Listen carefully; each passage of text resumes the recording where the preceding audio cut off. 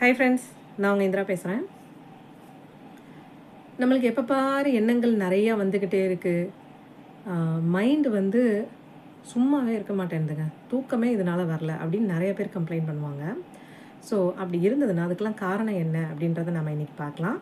அதெல்லாம் அவாய்ட் பண்ணிக்கிட்டோன்னா இதை விட்டுட்டு எவ்வளோ சந்தோஷமாக இருக்கலாம் அப்படின்றதையும் நம்ம பார்க்கலாம். ஸோ ஃபஸ்ட்டு வந்து நம்மளுக்கு ஏதாவது ஒரு விஷயம் நடக்குது அப்படின்னா அந்த விஷயத்தில் ஃபுல் கவனம் வச்சுக்கிறது. இப்போது உட்காந்து நீங்கள் சாப்பிட்றீங்க அப்படின்னா சாப்பிட்றத மட்டும் கவனிங்க. உங்களுக்கு வந்து கால் வலிக்குது அப்படின்னா கால் வலிக்குது, அவ்வளோதான்.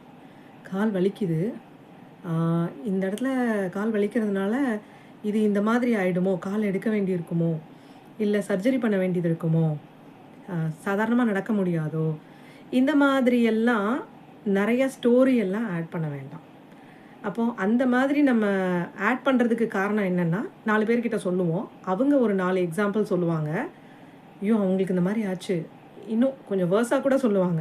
இந்த ஆப்ரேஷன் பண்ணாங்க, அவங்க சக்ஸஸ் ஆகலை அப்படின்லாம் சொன்னாங்கன்னா நம்மளுக்கு அதெல்லாம் ஒரு பயம் பீதியை கிளப்பி விட்டு வலி ஒன்று, அதை நினச்சி கவலைப்படுறது ஒன்று, இந்த மாதிரி விஷயங்களை நினச்சி பார்த்து இன்னும் அப்செட் ஆகிறதுனால இன்னும் வலி ஜாஸ்தியாக இருக்கிற மாதிரி தெரியும். நம்மளுக்கு எரிச்சல் வரும், கோவம் வரும். இதனால் நம்ம உடல் வந்து இன்னும் கெட்டு போகும். ஏன்னா மனசும் சரியில்லை, அதை வந்து உடம்புலையும் காமிக்கும். அது சரி, உடம்பையும் சரியில்லாத மாதிரி தான் காமிக்கும். அப்போ இதை நம்ம கொஞ்சம் தவிர்த்துக்கலாம்.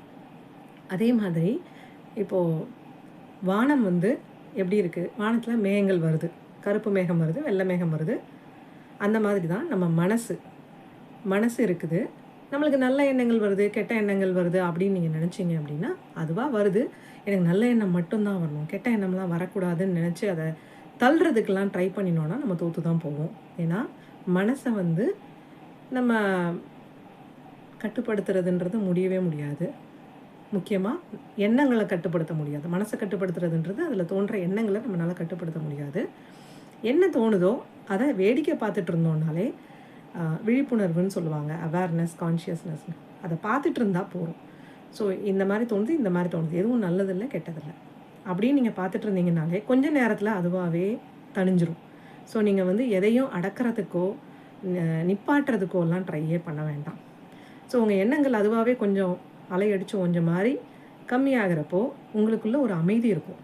இப்போ அந்த அமைதியில் நீங்கள் இந்த க்ஷணத்தில் என்ன நடந்துகிட்ருக்கோ, என்ன செஞ்சிட்ருக்கீங்களோ அதில் முழுக்க இருந்தீங்கனாலோ, அந்த டைமில் நீங்கள் ரொம்ப சந்தோஷமாக இருந்து நன்றி உணர்வு பெருக என்ன நீங்கள் செஞ்சீங்கனாலோ அது பல மடங்கு பெருகுங்க. ட்ரை பண்ணி பார்த்துட்டு உங்களோட கமெண்ட்ஸ் என்னன்றதையும் பதிவு பண்ணுங்கள். தேங்க்யூ.